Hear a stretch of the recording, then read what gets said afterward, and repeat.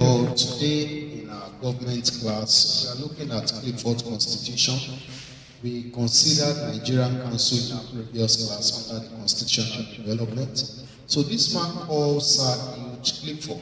Sir Clifford became the governor in 1919. He became the governor in 1919, and he was in Nigeria between 1919 and 1925. So he introduced his constitution in 1922. But before his constitution was introduced, there's this body called National Congress of British West Africa, National Congress of British West Africa, NCBWA, that was established in 1917 in Ghana, and led by this man called Joseph Kesley Eford. Was led by a man called Joseph Kesley Eford was the one that led the NCBWA. So they held a conference in Ghana in 1920, and at that conference they discussed that they want the British West African countries like Nigeria, Ghana, Gambia, and Sierra Leone to come together, and that they also said that 50% of the members of the Legislative Council should come from the country. So after the meeting, this man called Clifford criticized their decision. He called them a set of selfish people. But in 1922, he later responded to the decision of NCBWA, because that's the question in UTL, that Clifford Constitution was a response to NCBWA meeting that was held in 1920. So let's look at the features of Clifford Constitution. What are the features of Clifford Constitution? Number one, he introduced legislative council. Introduced legislative council in Nigeria for the first time, and the legislative council had 46 members, out of which 27 are official and 19 are unofficial.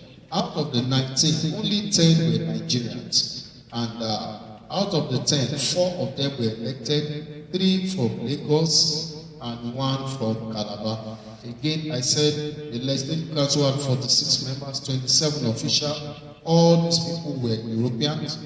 So out of the 19, only 10 were Nigerians. And out of the 10, 3 from Lagos and 1 from Calabar.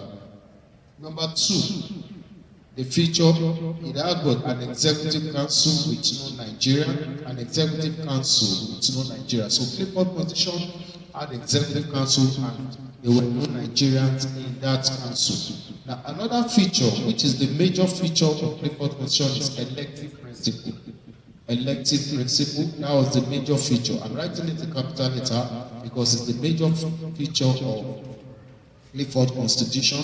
And what was the elective principle? It gave birth to 2 things in Nigeria. It gave birth to election in Nigeria, and it gave birth to formation of political party. So elective principle gave birth to election and political party in Nigeria. And another feature, number 4, is that political parties were established, such as NNDP. Another feature of Clifford Constitution was that there was limited franchise. This is very important. Limited franchise. That is, the condition for voting then under the limited franchise, it was only adult male. Only adult male that have lived in the area for at least 1 year,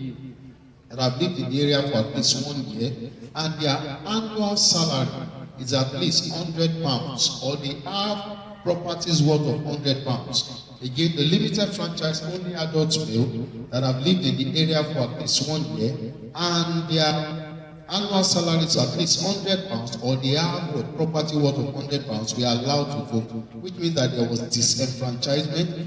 Another feature was that the Legislative Council of Clifford legislated for only the Southern Protectorate,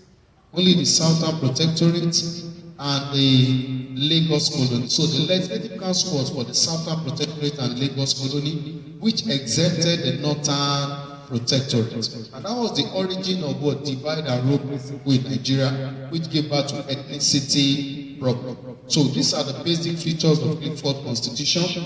And one of the merits of Clifford Constitution is that, 1, it allowed people to be voting, even though the voting was limited. Another thing is that political parties were introduced. That's one of the merits. Another merit is the establishment of newspapers, such as Lagos Daily News, The Comment, can also be associated with what? With Clifford's Constitution. And some of the demerits. One of the demerits, the governor exercised veto power. The governor exercised veto power. That's one of the demerits. And limited franchise. That is, the women were not allowed to vote, they were disenfranchised. That's another demerit. Another one is that the Executive Council had no Nigerian. That's another demerit of Clifford's Constitution. The Legislative Council that had 27 officials, all the officials were European. No Nigerians were included. So I want to believe that you have learned about Clifford's Constitution of 1922. So for more videos, you can contact me on 09032666333. You can visit my YouTube channel, DJ Collabo 7648. DJ Collabo 7648. That's my YouTube channel. You can see me on TikTok also, DJ Collabo 1. You can go to my Facebook page, econs/government with DJ Collabo. Thank you. God bless you.